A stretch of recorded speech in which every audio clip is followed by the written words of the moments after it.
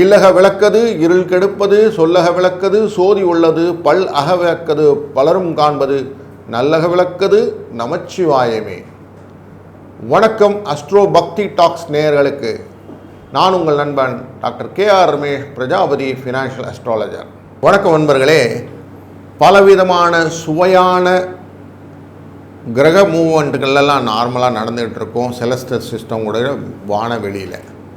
அப்படிப்பட்ட வானவெளி வேடிக்கைகளிலே சில போது ஒரு 10க்கு 10 ரூமில் எல்லாரையும் அடைச்சி வச்சு அதுக்கப்புறம் மூவ் பண்ணால் எப்படி இருக்கும் அப்படிங்கிற மாதிரி எல்லா கிரகங்களும் ஒரு கட்டத்துக்குள்ளே, ஒரு ராசி கட்டத்துக்குள்ளே அமைவதும் அவர்கள் திருப்பி விலகி செல்வதும் ஒரு வழக்கமான ஒரு விஷயமாக நடந்து கொண்டு இருக்கிறது.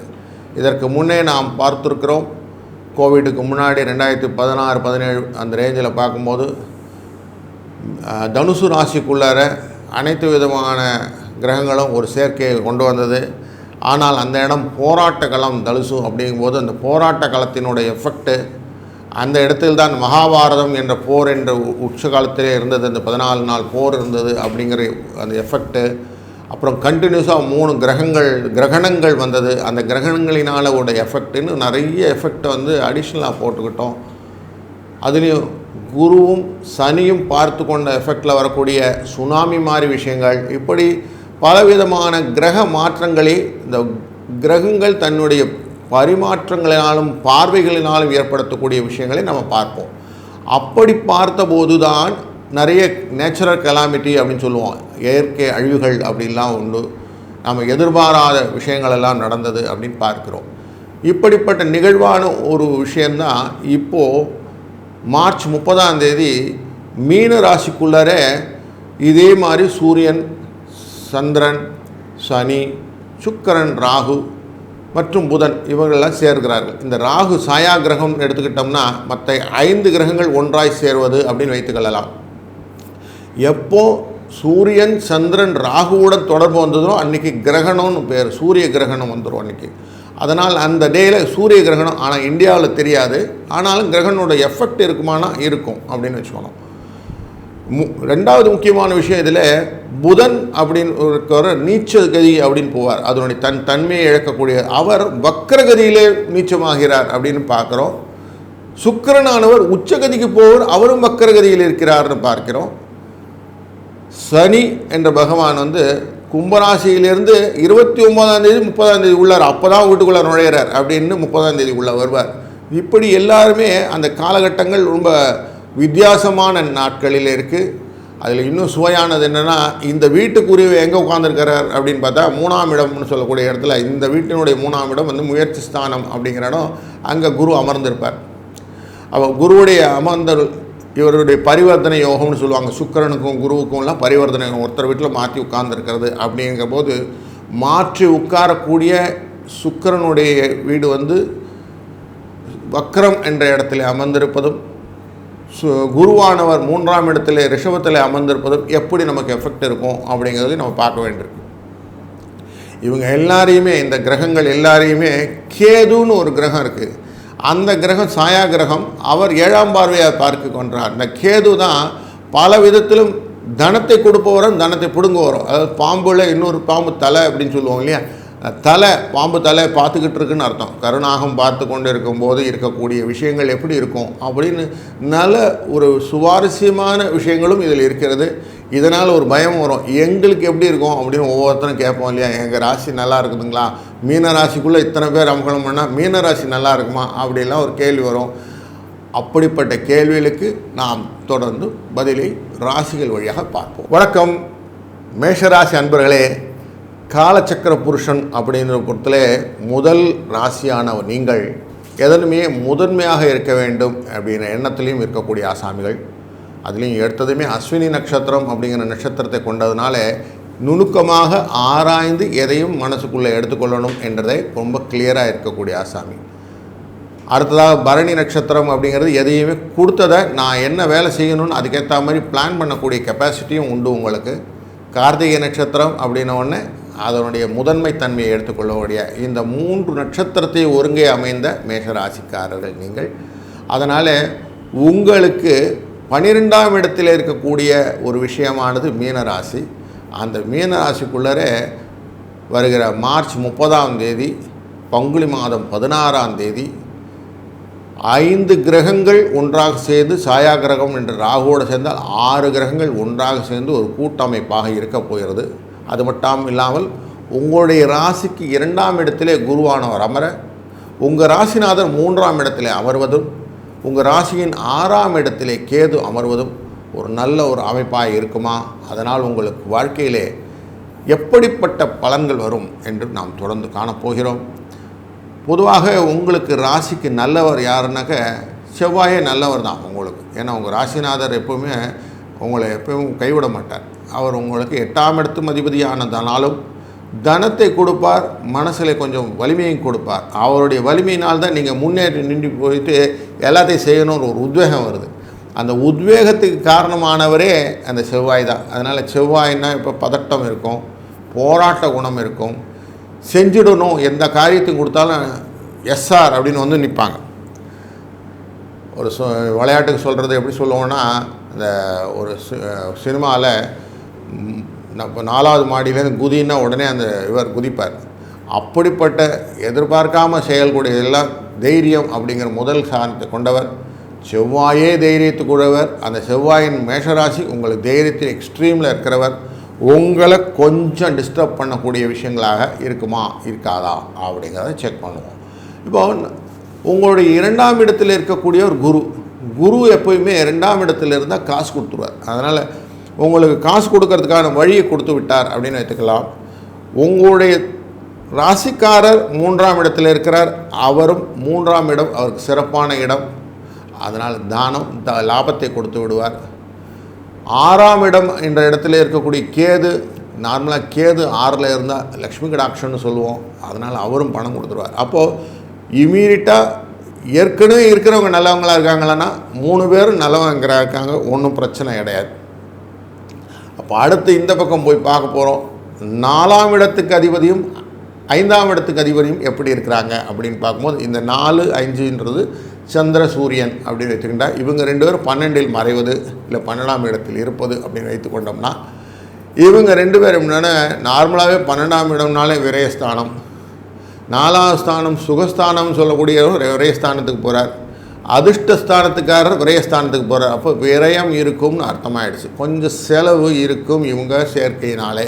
அதுவும் எஸ்பெஷலி கிரகண சூழ்நிலையில் வரும்போது எப்படியும் ஒரு 3 மாதத்துக்கு செலவு கண்டினியூஸாக இருக்கும். 90 நாட்கள் அப்படின்னு கணக்கு வச்சுக்கிட்டோம்னா அந்த 90 நாளுக்களை ஒரு செலவுகளை கொண்டு வந்து குவிக்கக்கூடிய ஒரு ஆசாமி இந்த 2 பேரும் சேர்க்கையினாலே இருக்குதுன்னு பார்த்துக்கிறோம்.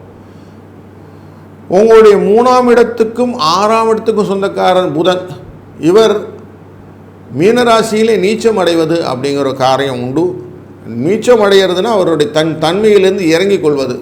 அப்போது நார்மலாக புத்திசாலியான நீங்கள் புத்தியை கெடுத்துக்கொள்ள வேண்டிய விஷயம் செலவு நிறையா இருக்கும். நான் செஞ்சுட்டு ஐயோ யோசித்து பார்த்தேன் சார், இப்போ ஏன் செஞ்சோன்னு தெரியல சார், செஞ்சதுனால தான் தப்பு, அந்த வீட்டை வாங்கியிருக்கக்கூடாது, இந்த காரியம் பண்ணியிருக்கக்கூடாது, அன்றைக்கி போய் அந்த கையெழுத்து போட்டு பார்த்தீங்களா, அந்த கையெழுத்து போட்டதால் ஜாமீன் போட்டேன் சார், இப்படின்னு ஒன்றுத்தையும் நம்மளை கன்ஃபியூஸ் பண்ணி அதனால் வரக்கூடிய நஷ்டங்களையும் கஷ்டங்களையும் உங்கள் மனதில் ஏற்படுத்தக்கூடிய புதன். இவர் 3ஆம் அதிபதியும் 6க்கும் அதிபதி 12இல் மறைந்திருக்கிறார். அப்போ 3, 6, 12 தொடர்புன்னு வச்சுருந்தாலும் இவர் கஷ்டத்தை கொடுப்பார், உங்களுக்கு வியாதியை இதனால் சிக்னஸ் கொடுப்பார். அப்போ சிக்கு இருக்குமா? ஆமாம், இவனாக இருக்கும். 2ஆம் அதிபதி அப்படிங்கிற சுக்கிரன் 7க்கும் அதிபதியானவர் 12இல் வருவார். 2, 7க்குரியன், 2ன்னு தனகாரகன், குடும்பக்காரன், வாக்குஸ்தானம் எவ்வளோ சொல்லுவோம் இல்லையா? அப்படிப்பட்ட இவர் உணவு விஷயத்துலேருந்து எல்லா இடத்துலையும் பிரச்சனை பண்ணுவாரா? ஆமாம், 12இல் போய் உட்கார்ந்துருக்கிற சுக்கிரன் வக்கரகதியால் அமைந்ததுனால், சுக்கிரன் உச்சத்தில் போக போகிற வக்கரம் இல்லாமல் தான் நல்லாயிருக்கும். ஆனால் வக்கரகதியாக அமைந்ததுனால இவரும் கொஞ்சம் டிஸ்டர்ப் பண்ணுவார். உங்களுக்கு வியாதி, கொஞ்சம் லாஸு இதெல்லாம் கொடுப்பார்.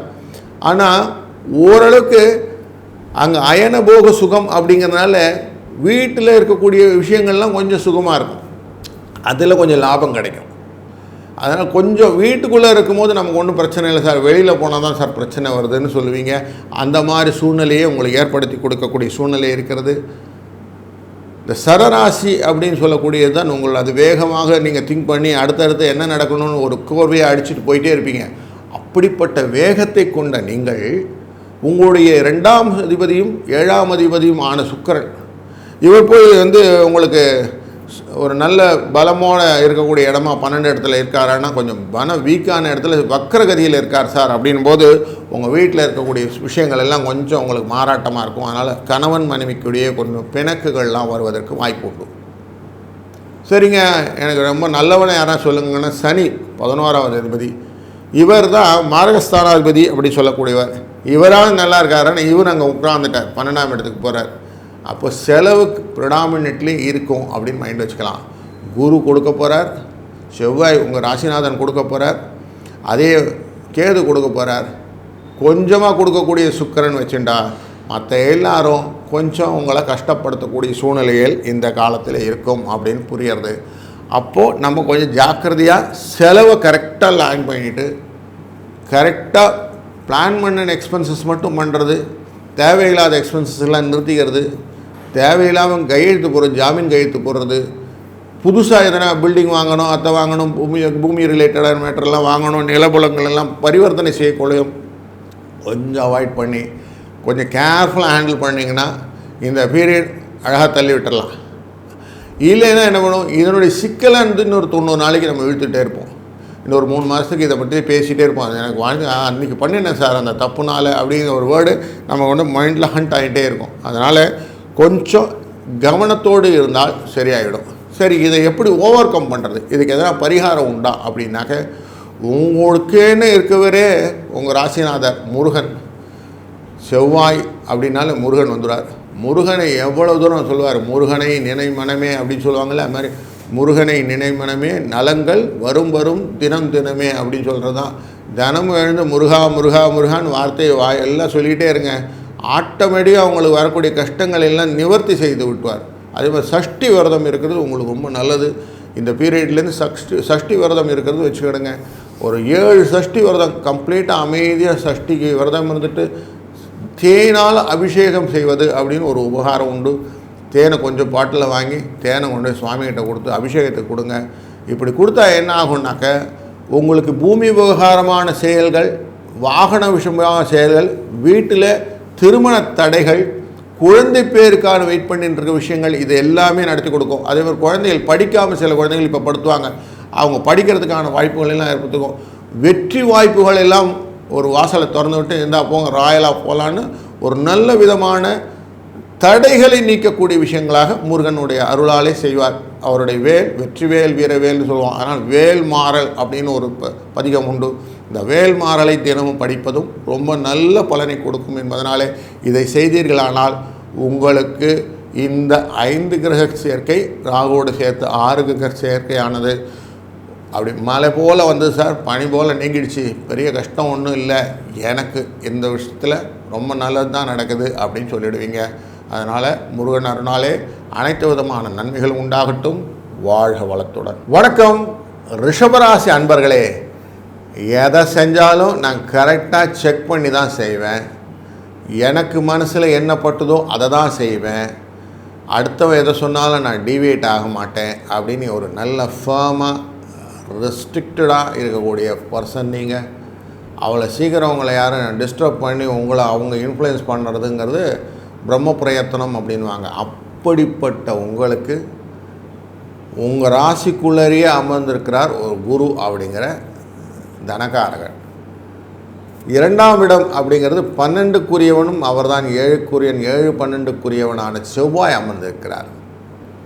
உங்களுடைய ராசியிலிருந்து 5ஆம் இடம் அப்படிங்கிற குழந்தை ஸ்தானம், குழந்தைகளுக்கான இடம் அப்படின்னு சொல்லக்கூடியது அதிர்ஷ்டஸ்தானம் அப்படிங்கிற இடத்துல கேது அமர்ந்திருக்கிறார். இவங்கெல்லாம் வெளியில் அமர்ந்திருக்க மொத்தமாக எல்லோரும் சேர்ந்து ஒரே கூட்டம் அமர்ந்திருக்கிறது இடம் பார்த்திங்கன்னா உங்களுடைய ராசியிலிருந்து 11ஆவது இடம் ஒன்று இருக்கிற லாபஸ்தானம். உங்கள் லாபத்துக்கிட்ட போய் எல்லோரும் உட்கார்ந்துருக்கிறாங்க. யாரெல்லாம் உட்கார்ந்துருக்கிறாங்கன்னா சூரியன், சந்திரன், சனி பகவான், புத பகவான், சுக்கிர பகவான் என்று 5 பேரும், கூடவே ராகுவும் தொடர்போடு இருக்கிறார். இந்த ராகு இருக்கிறதுனால சூரிய சந்திரனுடைய சேர்க்கை கிரகண சேர்க்கைன்னு சொல்லுவோம். அப்போ சூரிய கிரகண சேர்க்கை இருக்கிறது பார்ப்போம். இந்த புதனும் சுக்கிரனும் வக்கரகதியில் வேறு அமர்ந்திருக்கிறார்கள். 29ஆம் தேதி மார்ச் அன்றைக்கு தான் சனி உள்ளே நுழைகிறார். அதனால் அப்போ தான் ஃப்ரெஷ்ஷாக வந்து உட்காந்துருக்கார். அப்போது ஒரு வீட்டுக்குள்ளார 10க்கு 10 வீட்டுக்குள்ளே ஒரு 6 பேர் உட்காந்துருக்காங்க. 10 ரூம்குள்ளே ஒரு 6 பேர் உட்காந்தா கிரக யுத்தம்னு நடக்கும். அப்படிப்பட்ட கிரக யுத்தமான சூழ்நிலையில் லாபம் அப்படிங்கிற இடம் உங்களுக்கு. அப்போ லாபத்துக்கிட்ட போய் எத்தனை பேர் உட்கார்ந்தா என் லாபம் பங்கப்படுமா இல்லை நல்லது நடக்குமா அப்படிங்கிற ஒரு எண்ணம் வரதானே செய்யும். அப்போ அதை கரெக்டாக அட்டன் பண்ணணும். அப்படின்னா இந்த வெளியில் இருக்கக்கூடிய முதல்ல இந்த 3 பேர் இருக்காங்களே, குரு, செவ்வாய் அண்டு கேது, இந்த 3 பேரும் 1ஆம் இடம், 2ஆம் இடம், 5ஆம் இடத்து பிரகாரம் எனக்கு லாபத்தை கொடுப்பாங்களா அப்படின்னு முதல்ல பார்க்கணும். 1ஆம் இடத்தில் இருக்கக்கூடிய அந்த குருவானவர் உங்களுடைய 8ஆம் இடத்துக்கும் 11ஆவது இடத்துக்கும் 8-11 தொடர்பானவர் அப்படிங்கிறதுனால அவர் அங்கே அமர்ந்திருக்கிறதுனால உங்களுடைய 1ஆம் இடத்துல இருந்ததுனால எப்போயுமே உங்களை மனசில் வந்து ஒரு பயத்தை க்ரியேட் பண்ணிகிட்டே இருப்பார். குரு பெரிய கிரகம். அது இப்போ இருக்கிறது வந்து ரோகிணி நட்சத்திரத்தில் பிரம்மா அப்படிங்கிற தேவத்தை கீழே இருக்கார். அப்போ தலையெழுத்து மாறுமா அப்படிங்கிற ஒரு பெரிய கன்ஃபியூஷனில் கொடுப்பார். என்னன்னு புரியல சார், ஏதோ ஒரு இனம் புரியாத கவலை என்னை வாட்டுது அப்படின்னு சொல்கிறதுக்கு நிறைய வாய்ப்புகள் இருக்குது. எதை எடுத்தாலும் கொஞ்சம் நஷ்டம் ஆகுது சார், ஒன்றும் புரியல, ஏதாவது ஒரு கிரகச்சேர்க்கைகள் ஏதாவது ஒரு மாற்றங்கள் வந்தால் நல்லாயிருக்கும் அப்படின்னு தோணும். இதுக்கு தொடர்பாக இன்னொருத்தர் இருக்கார், 7-12க்கு தொடர்பானவர் 2ல் அமர்ந்திருக்கிறான்னு பார்த்தோம். இவர் என்ன பண்ணுவார்னா செவ்வாய், இவர் என்ன பண்ணார், கொஞ்சம் வியாதியை கொடுப்பார், மனக்கவலைகள் கொடுப்பார், கொஞ்சம் பெட் ரிட்டன் அப்படிங்கிற ஸ்டேஜும் கொடுப்பாங்க.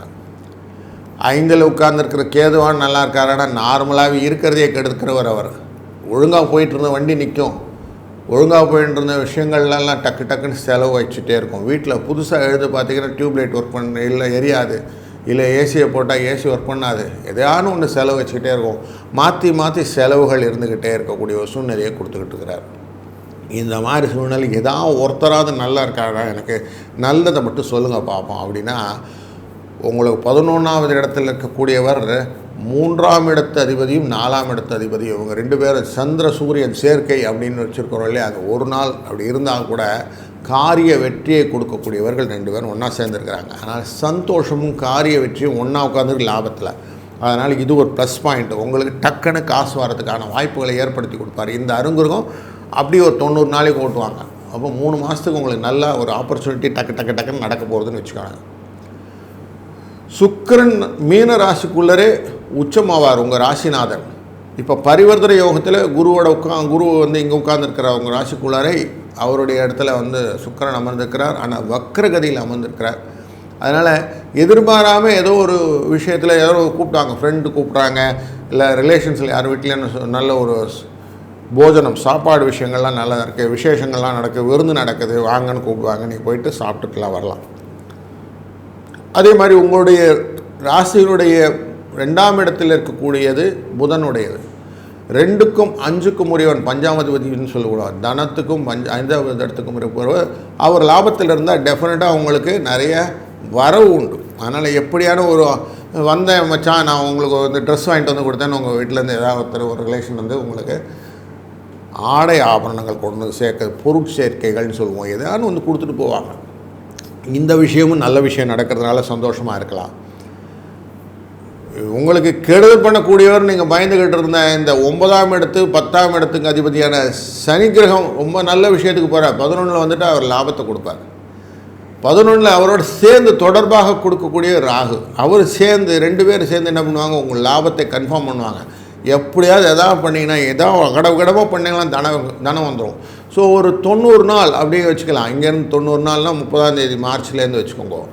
அடுத்த 3 மாதத்துக்கு எப்படியான உங்களுக்கு அகடமாக பணம் வந்துடும். ஸோ அதனால் இப்போ கஷ்டப்பட்டுட்டு இருந்தீங்க இல்லையா, எனக்கு என்ன ஆக போகுதுன்னு மனசில் ஒரு குறை இருந்துச்சு இல்லையா, அந்த குறை நீங்கிவிடும். அது நல்ல ஒரு மனசில் வச்சுக்கிடுங்க. கொஞ்சம் கொஞ்சமாக உங்களுடைய உடல் ஆரோக்கியம் மேம்படும். ஏற்கனவே இருந்த அந்த செலவுகள் கொஞ்சம் கட்டுப்பாட்டுக்குள்ளே வரும். பொருளெல்லாம் வர ஆரம்பிச்சினாலே எல்லாருக்கும் அந்த தைரியம் வந்துடும். நேச்சுரலி உங்கள் தைரியம் நல்லா வந்துடும். அதே மாதிரி வீட்டில் இருக்கக்கூடிய உங்களுக்கு உடம்பு சரியாகிறது, அதே மாதிரி உங்களுடைய கால்நடைகள் எல்லாம் கஷ்டப்பட்டுக்கிட்டு இருந்தது இல்லையா, அதுவும் கொஞ்சம் கொஞ்சமாக சரியாக ஆரம்பிச்சிடும். எல்லாருக்கும் ஒரு சுபிட்சமான நேரங்கள் வந்து விட்டதுன்னா, ஆமாம், சுபிட்சத்தை நீங்கள் நோக்கி செல்லக்கூடிய நாள் அப்படிங்கிற நாள் தான் இந்த கூட்டு கிரக சேர்க்கை. இந்த கூட்டுக்கிரக சேர்க்கையில் இவங்க 2 பேரும் வக்கரமாக இருக்காங்கன்னு சொன்னேன். புதனும் சுக்கிரனும் வக்கரகதியில் இருக்கிறார்கள் அப்படிங்கிற ஒரு சின்ன கன்சர்ன், அதாவது நிறைய வராது, கொஞ்சமாக வரும்ன்ற இவங்க 2 பேரும் தான் வச்சுருக்காங்க. ஆனால் சனி போல் கொடுப்பார் இல்லை. அதனால் சனி தெய்வத்தை அப்படி நினச்சிட்டிங்கனாலே காசு வந்துடும். அப்படின்னா இந்த சனி தெய்வத்தைக்கான உகந்த விஷயம் என்னன்னாக்கா, எவ்வளவு தூரம் ஹெல்ப் பண்ணுறீங்க, யாருக்கு ஹெல்ப் பண்ணும், நமக்கு கீழே அடிமட்ட தொண்டர்கள் சொல்லக்கூடியவங்களுக்கு ஹெல்ப் பண்ணுறது.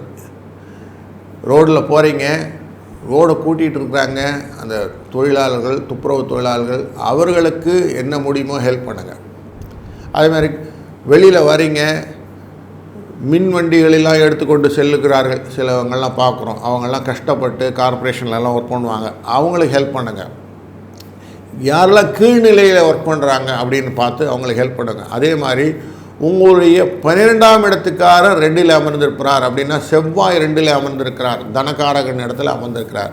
இவர் உங்கள் வீட்டில் வியாதிகள் எல்லாம் கிரியேட் பண்ணுறார். ஏதோ இனம் புரியாத உடம்புக்கு சரி போகிறது அப்படின்னு சொல்கிறோம் இல்லையா, இது தீர்வதற்கு மருத்துவ செலவுகளை கொஞ்சம் கண்ட்ரோல் பண்ணுறதுக்கு காவல்துறைகளில் இருக்கிற அன்பர்கள் எல்லாம் இருப்பாங்க இல்லையா, இந்த டிராஃபிக் போலீஸஸ்லாம் வெயிலில் காஞ்சிட்டு இருப்பாங்க. நல்ல ஒரு 10 பாட்டில் தண்ணியை வாங்கி ஃப்ரிட்ஜில் வச்சு அழகாக கொண்டு போய் அவங்ககிட்ட கொடுங்க.